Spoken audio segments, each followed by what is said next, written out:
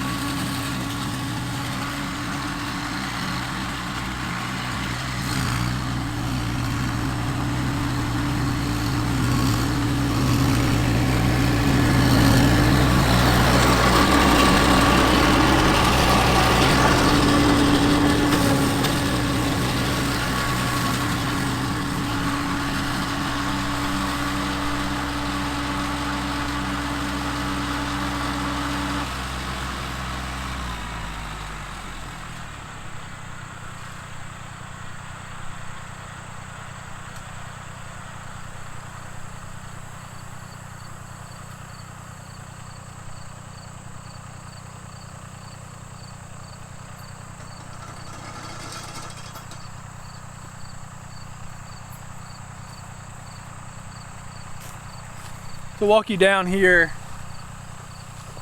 the dam where the grass is, but this was about 2 foot tall weeds. It's still pretty wet. This is only a 23 horsepower tractor with a 60-inch flail mower. Honestly, I think it's done a pretty good job. Bogs down a little bit in the super thick stuff, but that is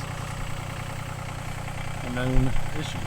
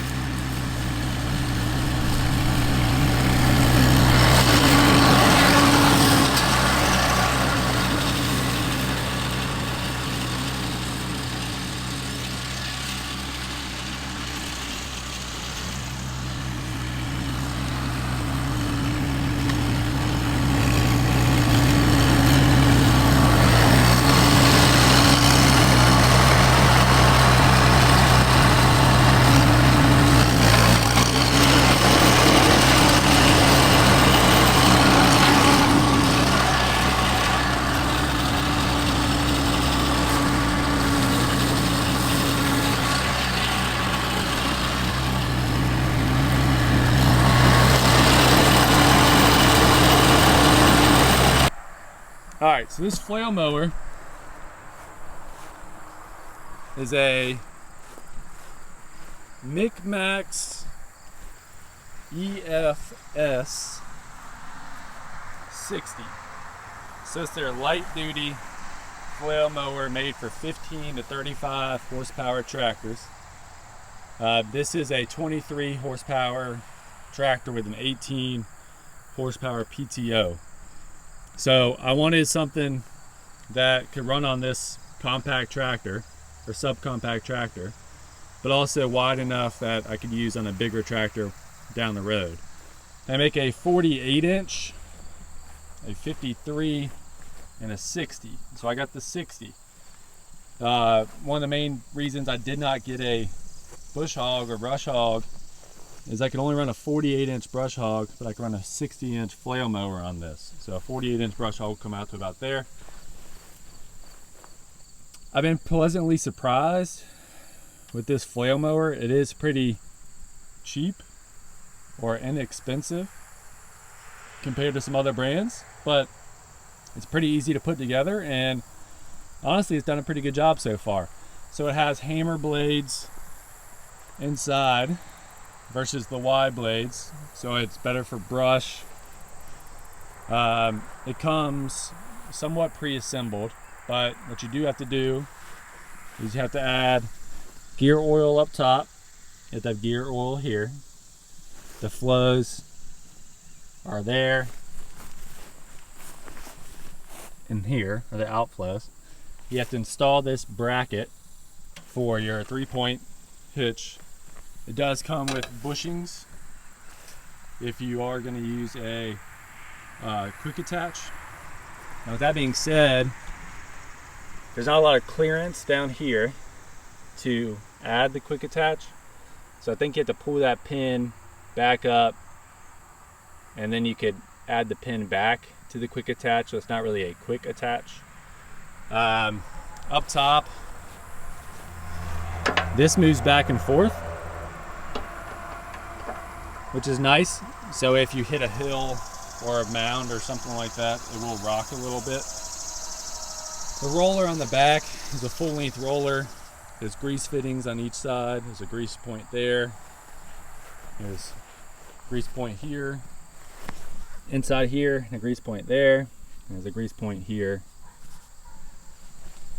And I did take off the cover for the belts. So there are 3 belts inside of here. I did order extra belts just in case. There's 3 bolts to take it off, and then your tensioner is on the side right there. It comes with a PTO shaft. That was one reason why I bought this versus some of the other brands. This PTO shaft, I did have to cut down 6 inches.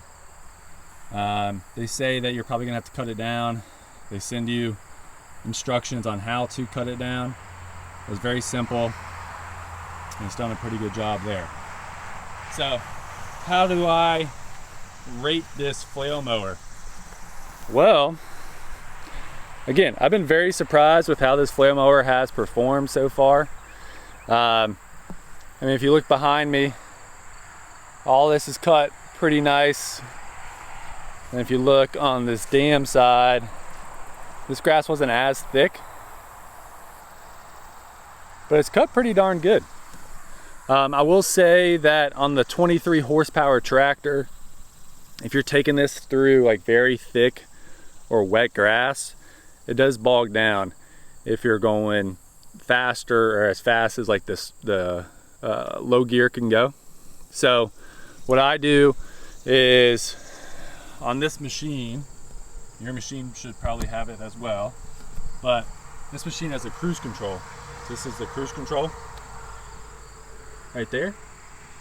So what I would do is I'll start going, and then as long as it doesn't lose RPMs, I'll hit the cruise control. If it starts losing RPMs, then I'll just barely hit the gas pedal, slow it down, and stay above that 2000 RPM mark. So, would I buy this flail mower again? Yes. I think the main reason is it comes with a PTO shaft, it's delivered to your door, and I could get a 60-inch cut for a small subcompact tractor. If I were to get a heavier duty one, I would go with a 48-inch. So if you have a lot of brush, like thick saplings, things of that nature, like I don't know how it's gonna do in this blackberry brambles or down here where there's some saplings. So we will see.